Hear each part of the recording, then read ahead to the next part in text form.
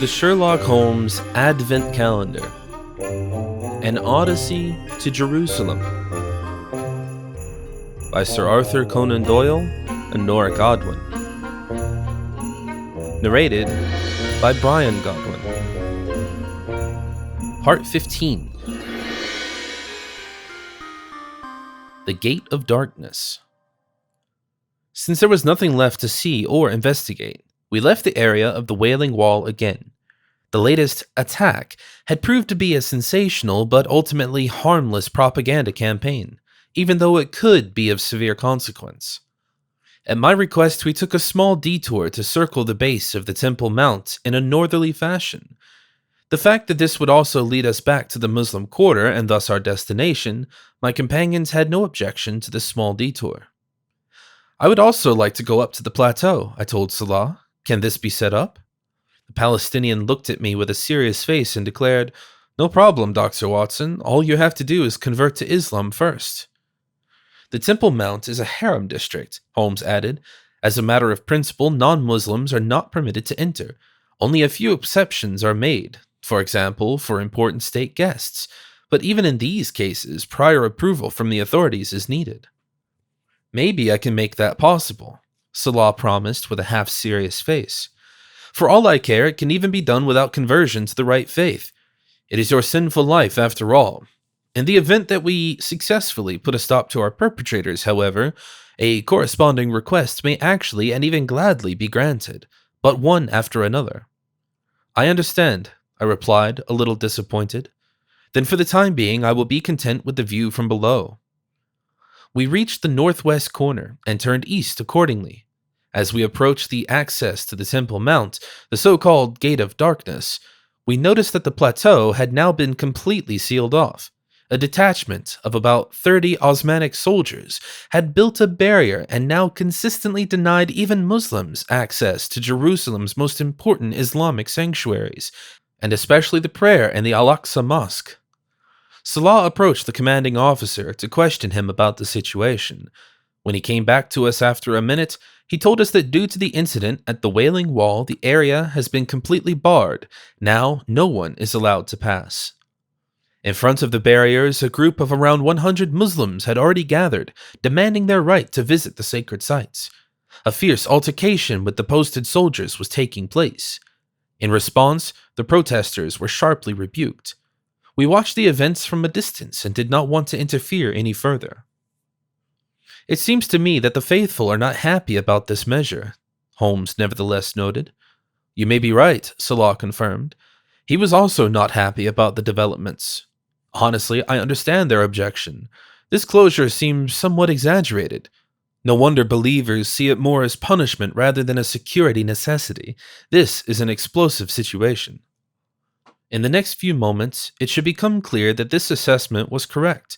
Suddenly, stones were thrown from the crowd at the soldiers. One of the Ottomans was hit in the head and fell to the ground with a bleeding wound. The officer who had previously spoken to Salah drew his saber and shouted a command in Turkish. As a result, the soldiers advanced against the crowd to forcibly drive them away. This caused a commotion in which the protesters retreated, but continued to cover the Ottomans with hails of stones. And then our worst fear became reality. A shot was heard somewhere around the location. Screaming and panic followed. The crowd dispersed and disappeared into the adjacent alleys, whereupon the officer called back his soldiers. But on the spot, in front of the gate, a man had been left lying on the ground. Apparently, he had been hit by the shot. "There's an injured person," I shouted, and immediately ran to check on the man. "Wait!" Salah tried to hold me back in vain, only to follow me immediately. Within a few seconds I reached the man, 2 boys kneeling beside him barely over 10 years old.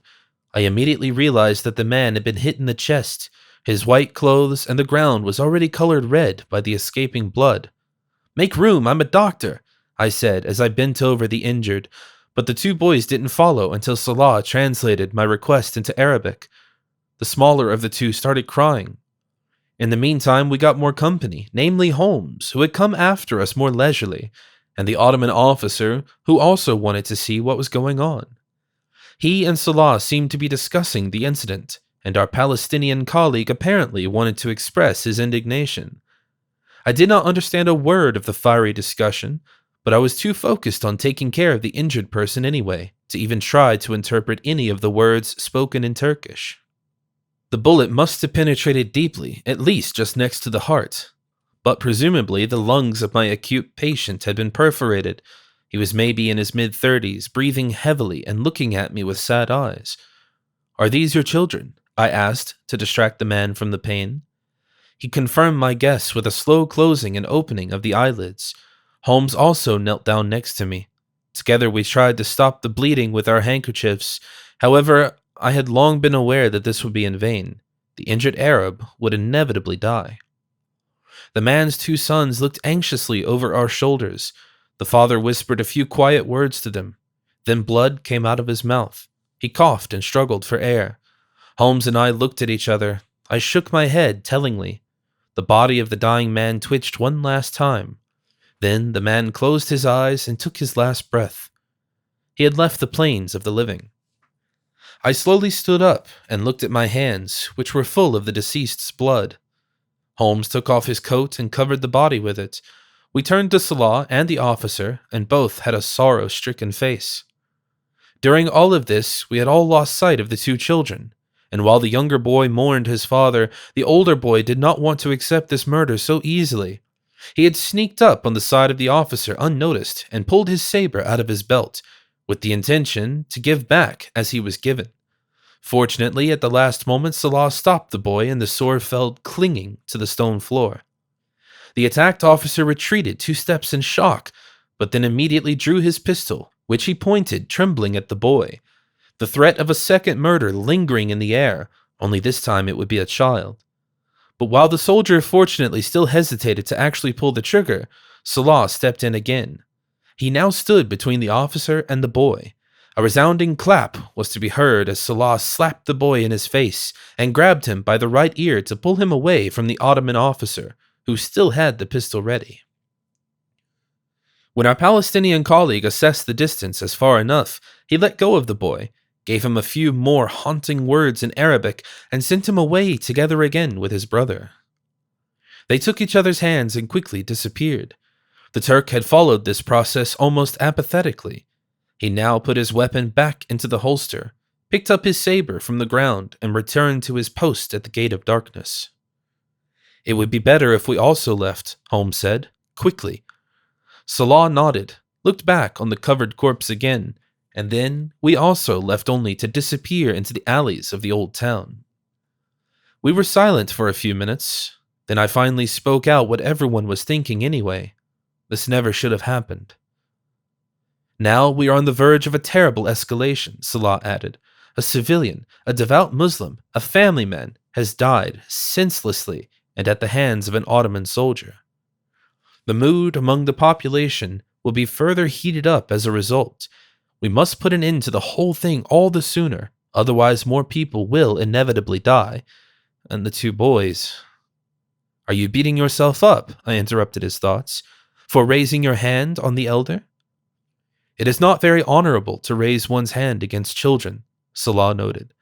"But it is extremely honorable," Holmes immediately replied, "to save a child's life. I know what you have done, and so does God. If you had not immediately held the boy responsible for his ill-considered attack by raising your hand, the officer would probably have shot him. This is how a wise, spiritually present, and just man acts." Salah did not react to the encouragement, but continued undeterred with a lowered gaze in the direction of his house. "Will the soldier who fired the shot be held accountable?" I asked.